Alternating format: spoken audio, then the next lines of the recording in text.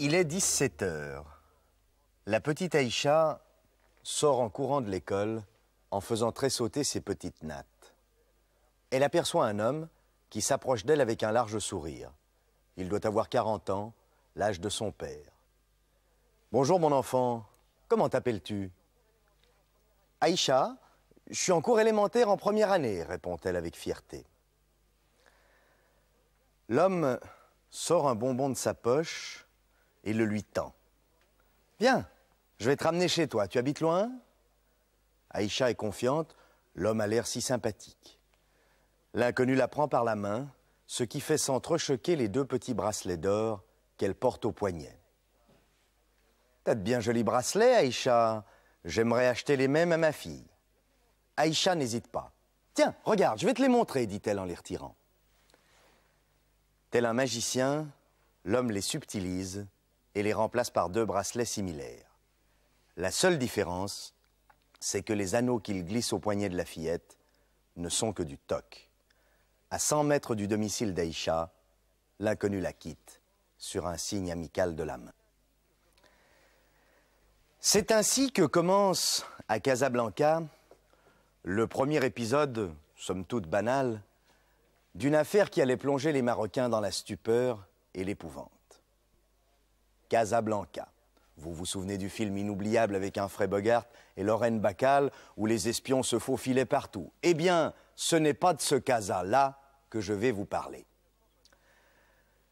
Nous sommes en 1977 et la ville est devenue une des plus importantes métropoles économiques de toute l'Afrique. Une ville lumière, mais avec tout son cortège de misère et de délinquance. Et c'est précisément par cet homme qui détrousse gentiment les petites filles que le scandale va arriver.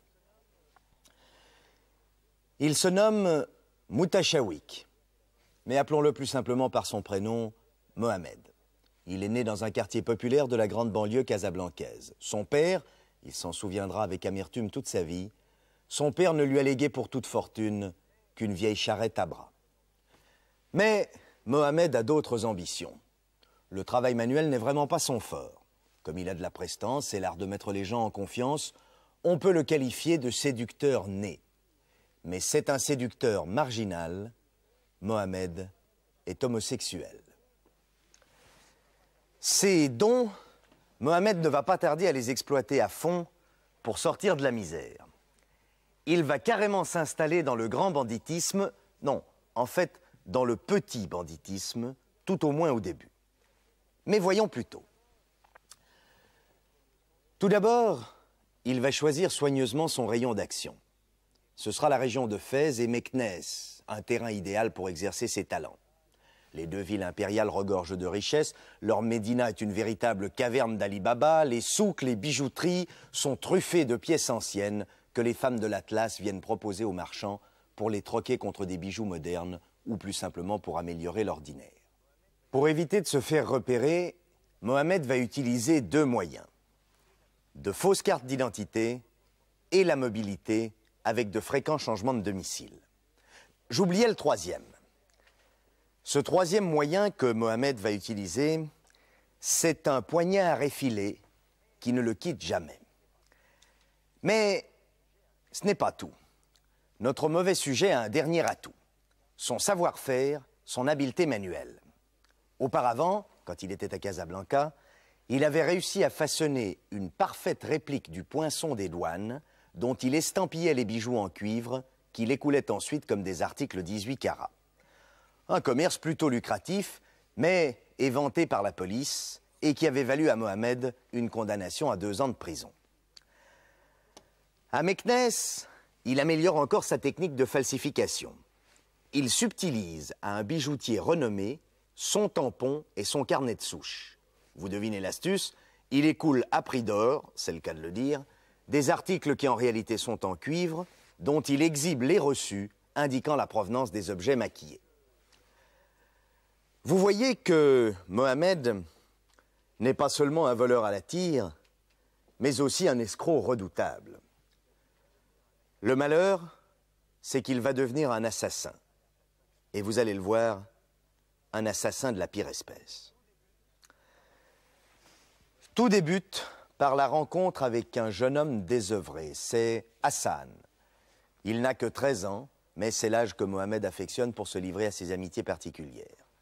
Après les présentations, il lui lance « Viens chez moi, je t'hébergerai gratuitement, j'ai une belle chambre et du vin à profusion. » On en reparlera de l'excellent vin marocain, car c'est dans l'alcool que disparaît une bonne partie des bénéfices de notre voleur. Hassan ne se fait pas prier.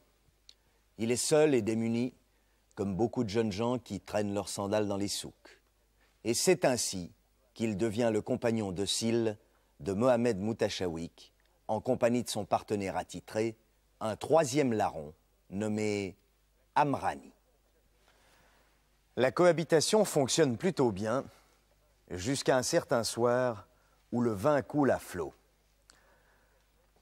Mohamed sort d'une cachette une série de bracelets falsifiés et propose de les écouler chez un bijoutier. Pour le jeune Hassan, c'est le choc. Il vient de comprendre la provenance délictueuse des largesses de son protecteur. Alors, il prend peur. « Je veux pas être mêlé à ces vols. Je vous quitte. Je veux plus vous revoir. » Mohamed et Amrani se concertent du regard. Il y a de fortes chances qu'Hassan les dénonce à la police pour toucher une prime. Alors, brusquement, Mohamed sort son arme et transperce l'adolescent de plusieurs coups de couteau. C'est une vraie boucherie. Hassan hurle de douleur et d'épouvante. Il finit par s'effondrer, succombant sous les coups reçus. Mais les cris perçants de la victime ont été entendus par les voisins et bientôt, des coups de poing violents secouent la porte. « Cache le cadavre !» lance Mohamed à Amrani. « Je vais parlementer. » Sur le seuil, il se heurte à un malabar, le nommé Bendris, responsable, si vous voulez, de la tranquillité du quartier. Mohamed l'entraîne à l'écart. « T'inquiète pas, ce n'est rien. Une simple bagarre avec mon frère. Viens avec moi, on va acheter du vin pour faire la bamboula à la maison. J'ai du fric. » Mais Bendris ne s'en laisse pas compter. Il arrache le trousseau de clés des mains de Mohamed pour éviter qu'il lui fausse compagnie. À vrai dire, le vigile flaire probablement une autre version. Les deux hommes se sont battus pour les faveurs d'une femme. Alors, pourquoi lui, avec ses gros biceps, ne jouerait-il pas le troisième larron? Mohamed ne le détrompe pas, il sait ce qu'il lui reste à faire. Sous prétexte que les magasins sont à court de vin, il l'entraîne vers une épicerie lointaine, et alors qu'il traverse une ruelle déserte, il lui plonge son couteau en plein cœur. Exit Bendris. Mohamed ne met pas longtemps pour récupérer ses clés et rejoindre son logis. 2 meurtres dans la même soirée, le terrain est devenu brûlant. Mohamed et Amrani bouclent leurs bagages et la même nuit, ils prennent la direction de Rabat à vélomoteur. Ainsi, en quelques heures, le détrousseur s'est transformé en fauve. Un fauve qui va semer la terreur partout où il se déplacera. Cependant, à Meknès, l'enquête de police aboutit et Mohamed est condamné à mort par contumace pour sa tuerie aveugle. Mais il est condamné sous une fausse identité, celle qu'il s'était forgée de toutes pièces. Mohamed n'a donc cure de ce jugement et il ne songe qu'à la préparation de nouveaux coups. Tout d'abord, il se sépare définitivement d'Amrani, estimant que leur duo est devenu trop voyant. Mais après quelque temps, Mohamed ressent une profonde nostalgie des villes impériales et de leurs boutiques des 1001 nuits. Il refait son baluchon et il va aller prendre ses quartiers dans la médina de Fès. Pendant son exil dans le Nord, Moutachawik a beaucoup réfléchi sur sa technique personnelle. Il a beaucoup appris des films policiers occidentaux et il décide de reviser ses méthodes. Dorénavant, les armes blanches ont fait leur temps. Ce qu'il lui faut pour devenir un vrai truand, c'est une arme à feu. Un revolver qui pétrifie d'effroi ses futures victimes quand on leur brandit le canon sous le nez. Mais un pistolet, ça ne se trouve pas sous le sabot d'un cheval, et pas davantage dans les échoppes de la Médina. Mohamed retourne sans cesse le problème dans sa tête, et subitement, la solution surgit. Qui porte en permanence une arme à feu dans son étui? La réponse est simple, la police. Et c'est ainsi qu'en pleine nuit, il assomme un garde municipal avec une barre métallique et s'empare de son revolver. Il ne lui reste maintenant qu'à trouver la cible. Il y pense depuis longtemps. C'est un bijoutier dont les coffres regorgent de bracelets en or massif. Mais avant d'agir, Mohamed veut s'assurer que ses anciens méfaits ont été oubliés, et c'est là qu'il va commettre une erreur incompréhensible. Moutachawik retourne à Meknès, la ville où il a signé 2 meurtres, et il prend contact avec un petit commerçant qui lui a rendu naguère quelques services. Il faut croire que la prime à la capture du tueur a sensiblement augmenté, car quelques minutes plus tard, le quartier est cerné par la police. Mohamed est immédiatement sur le qui-vive, il a flairé le piège, et il prend le large. En cours de route, il est intercepté par les forces de l'ordre. Mohamed dégaine aussitôt et tire sur les policiers. La confusion est totale, il en profite pour semer ses poursuivants dans les petites ruelles de la Médina qu'il connaît comme sa poche. Chaude alerte. À peine arrivé à Fès, on est confondu par le sang-froid de Moutachawik. Revolver au poing, une arme comme celle-ci, il attaque le bijoutier et il le déleste d'une poignée de bracelets précieux sans se faire repérer. Décidément, il a une chance du tonnerre. On pense à la sanglante épopée de Bonnie and Clyde. Pour Mohamed, le chapitre de Meknès-Fès est maintenant définitivement clos. Ce qui va commencer, c'est l'épisode casablancais, qui est encore plus sinistre que le précédent. Avec ses 4 millions d'habitants, ses banlieues, ses bidonvilles, Casa est la planque idéale pour un homme traqué. Mais contrairement à d'autres tueurs, Mohamed n'est pas un loup solitaire. Souvenez-vous, il a besoin de compagnie, il a besoin de partenaires. Et il s'acoquine avec un autre homosexuel, un certain Zizani, âgé de 25 ans. Zizani est un personnage plutôt falot qui subit l'ascendant de son compagnon. À eux deux, ils vivent quelque temps de rapine, jusqu'au jour où ils assistent à un film américain qui relate le kidnapping d'un enfant. Pour Mohamed Moutachawik, c'est la révélation, l'étincelle. Il interpelle son acolyte. Zizani, nous sommes des imbéciles, de petits amateurs. Il y a beaucoup plus de fric à gagner si nous enlevons un enfant de riche et si on demande une rançon aux parents. Mohamed n'ignore pas qu'au Maroc, les enfants de la bourgeoisie sont étroitement surveillés. Aussi met-il au point un plan diabolique pour déjouer les obstacles.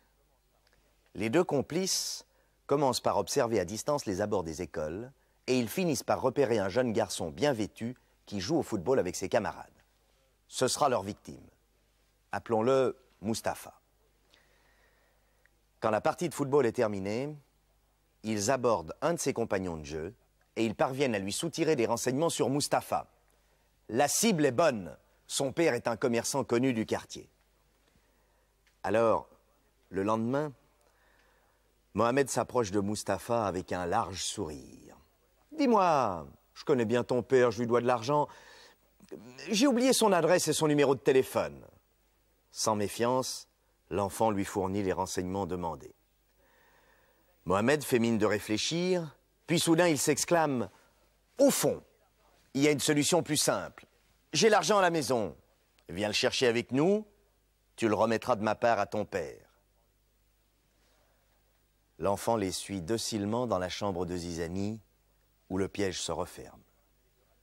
Mustapha supplie ses 2 ravisseurs de le ramener chez lui, mais Mohamed le menace avec son couteau s'il a le malheur de donner l'éveil aux voisins. Et l'affreux chantage téléphonique commence. Mohamed exige 10 millions d'anciens francs, qu'il réduit à 100 000 quand il comprend que la famille ne pourra jamais réunir une telle somme.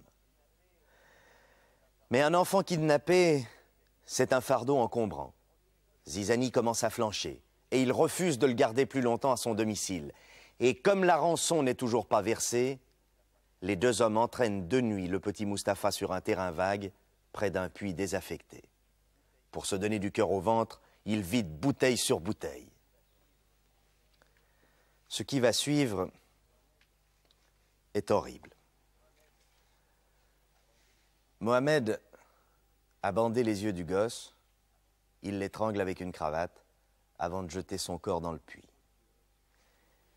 Mais le plus odieux dans ce kidnapping, c'est que le tueur reprend son chantage téléphonique et qu'il obtient finalement une rançon pour un enfant assassiné. À noter que dans cette affaire, le père de la victime n'avait jamais pris contact avec la police dans l'espoir illusoire de retrouver peut-être un jour son fils vivant. Selon une technique qui lui est propre et qui commence à être bien au point, Mohamed se sépare provisoirement de son compagnon après lui avoir remis la moitié de la rançon. L'argent s'envole rapidement dans les bars et les rencontres de passage avec des adolescents. Et un beau jour, Mohamed se retrouve complètement à sec. Après tout, songe-t-il, il n'y a que le premier pas qui coûte. Le criminel reprend contact avec Zizani et les deux hommes se mettent d'accord sur un nouveau kidnapping. Leur seconde victime sera un petit Ali. C'est un nom d'emprunt. C'est le fils d'une veuve qui passe pour avoir du bien. Je vous fais grâce des détails de cette macabre opération. C'est le même scénario, la même séquestration, le même chantage. Et c'est encore dans le même puits que le cadavre du petit Ali ira rejoindre celui de Mustapha. Là aussi, c'est pour un enfant mort que la veuve verse la rançon au ravisseur. Et la police, me direz-vous? La police n'est au courant de rien. Elle ignore tout du double meurtre, puisque les deux familles ont cru bon de ne pas signaler la disparition de leur enfant. Elles attendent en espérant un miracle. Le temps qui s'écoule joue évidemment en faveur des deux assassins. Aucun lien visible ne les rattache désormais à la suppression de leur petite victime. Et il faudra un extraordinaire concours de circonstances, une sorte d'ironie du sort, pour que les criminels soient démasqués. Écoutez plutôt. Quelques mois plus tard, Mohamed est attablé dans un bar, manifestement ivre. Soudain, une bagarre l'oppose à un autre client qui le met presque KO.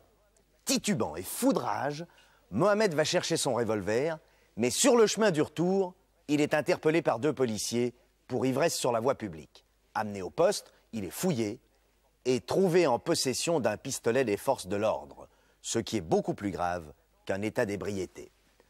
Les agents deviennent menaçants. D'où vient cette arme? À quoi a-t-elle servi? Pour lui délier la langue, les policiers commencent à le malmener. Et soudain, c'est le coup de théâtre. Il faut savoir que Mohamed voue à son corps un véritable culte, une sorte de vénération narcissique. Il craint comme la peste les coups et les sévices. Grimaçant de douleur, il s'écrie « Arrêtez, arrêtez! Je vais tout vous dire, mais à une condition, ne me tabassez plus. »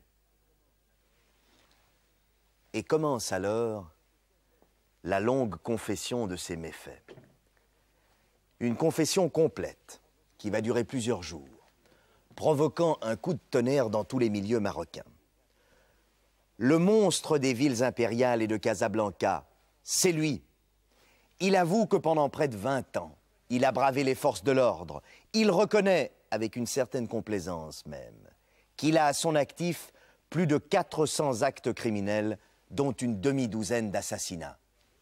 Du jamais vu au Maroc. Aussi, quand le procès de Mohamed Moutachawik et de Zizani s'ouvre à Casablanca en février 1978, la tension monte à l'extrême dans la salle d'audience et aux abords du palais de justice. Un procès public, soit dit en passant, mené de manière exemplaire et qui honore grandement la justice marocaine. Et immédiatement, c'est la sensation. Quelque chose de peut-être jamais vu dans un procès d'assises. Dès qu'il est appelé à la barre, Mohamed Moutachawik se lance dans un long plaidoyer. « Messieurs les juges, c'est pas moi qui devrais être sur ce banc, mais mon père. Un père qui m'a donné aucune instruction, un père qui s'est jamais soucié de mon avenir, un père qui, à sa mort, m'a légué qu'une vieille charrette. Messieurs les juges, c'est vrai. Je suis devenu un voleur professionnel pour subvenir à mes besoins. Mais je ne suis pas un assassin. Il n'existe pas au monde un individu qui soit assez abject pour tuer un enfant, sauf s'il est ivre, inconscient ou atteint d'une aliénation mentale. Je remplis ces 3 conditions. Donc, j'ai agi en état d'irresponsabilité. Les magistrats, les avocats, les spectateurs l'écoutent dans le plus absolu silence. Il se dégage de cet homme une sorte de magnétisme qui fascine les plus endurcis et qui fait presque oublier l'horreur de ses crimes. Mais le procureur général a tôt fait de remettre les choses à leur juste place. N'oubliez pas, messieurs les juges, que vous avez devant vous un monstre, le monstre de Casablanca. N'oubliez pas que vous avez à juger le crime du siècle. Je réclame la peine capitale contre ces 2 accusés. Les 2 avocats de la défense auront beau plaider l'absence de préméditation, les actes commis sous l'empire de l'alcool, le verdict tombera comme un couperet. Mohamed Moutachawik et Zizani sont condamnés à mort par fusillade. Il est rare que les tribunaux marocains prononcent la peine de mort. Il est encore plus rare que le roi du Maroc ne fasse pas usage de son droit de grâce. Mais s'il est un cas où le châtiment suprême s'imposait à l'évidence, c'est bien celui-ci. Quelque temps après, au petit matin, les 2 hommes sont conduits au poteau d'exécution. Un ordre, une salve, et le corps de Mohamed, ce corps qu'il aimait tant, s'effondrera criblé de balles. Bonsoir.